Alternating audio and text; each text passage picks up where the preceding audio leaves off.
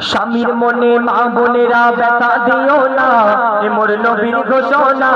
ঘটনা শোনো মা ফাতেমা, ঘটনা শোনো মা ফাতেমা।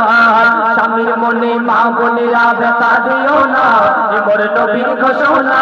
ঘটনা শোনো মা ফাতেমা, ঘটনা শোনো মা ফাতেমা।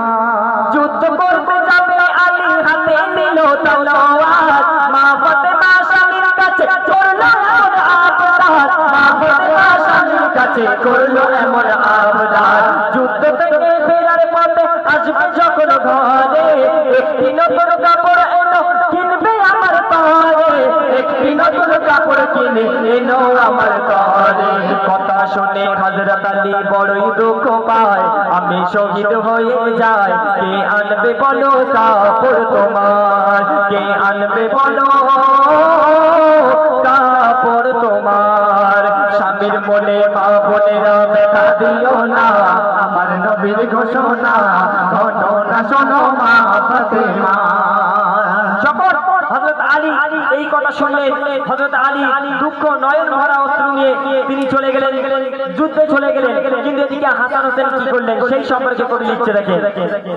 দুঃখ ভরা হৃদয় নিয়ে আলী গেল রণে, আর নানার কাছে ছুটে এলো হাসান হোসেন, নানার কাছে ছুটে এলো হাসান হোসেন। আব্বুর কাছে নতুন কাপড় চেয়েছে আম্মি জান, আব্বুর কাছে নতুন কাপড় চেয়েছে আম্মি জান।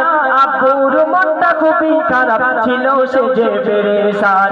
আব্বুর মনটা খুবই খারাপ ছিল, সে যে পেরেশান। এই কথা শুনে দয়ার নবীর কান্না থামে না, কি ভুল করলো ফাতেমা।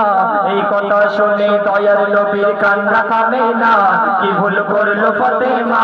কি করলে বলো বেটি আমার, কি করলে বলো বেটি আমার। মা বোনেরা স্বামীর মনে ব্যথা দিও না, এ মোর নবীর ঘোষণা।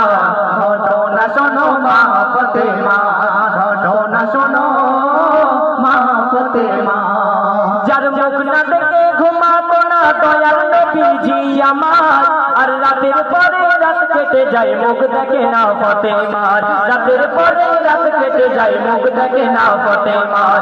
যার মুখ না দেখে ঘুমাতো না দয়াল নবীজি আমার, রাতের পরে রাত কেটে যায় মুখ দেখে না ফাতেমার, রাতের পরে রাত কেটে যায় মুখ দেখে না ফাতেমার। মা ফাতেমা ছুটে গেল আব্বা জানের কাছে, তবু বেটির মুখ দেখে না পিছন ফিরে আছে, তবু বেটির মুখ দেখে না পিছন ফিরে আছে।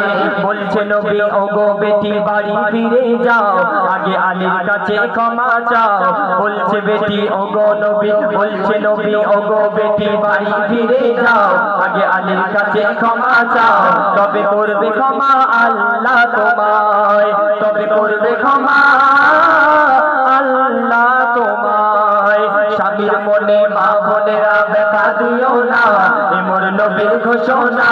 ঘটনা শোনো মা ফাতেমা,